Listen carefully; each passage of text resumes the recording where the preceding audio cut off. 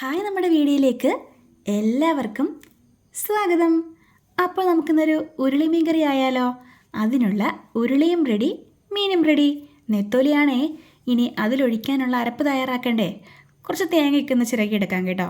തേങ്ങ ചിരകുമ്പോഴുണ്ടല്ലോ, ഈ ചിരട്ടയുടെ അടിഭാഗത്ത് പറ്റി പിടിക്കുന്ന കുറച്ച് തേങ്ങയുണ്ടല്ലോ, അതെന്നെ കൊണ്ട് ചിരകിയെടുക്കാൻ പറ്റത്തില്ല കേട്ടോ. അത് ഞാനിങ്ങനെ ചുരണ്ടി എടുക്കാറാണ് പതിവ്.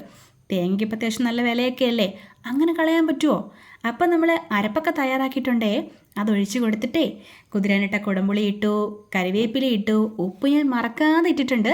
അത്യാവശ്യം വെള്ളം കൂട്ടി വെച്ചിട്ടുണ്ട്, കാരണം ഞങ്ങളെല്ലാവരും മീൻചാറിൻ്റെ ആൾക്കാരാണ് കേട്ടോ. അപ്പം നമ്മൾ ഗ്യാസ് കത്തിച്ച് മീൻ കറി അങ്ങോട്ട് അടുപ്പത്താക്കിയിട്ടുണ്ട്. അത് തിളച്ചിട്ടുണ്ട്. ഏകദേശം ഇനി ഉപ്പ് നോക്കിയെടുത്താൽ മാത്രം മതി.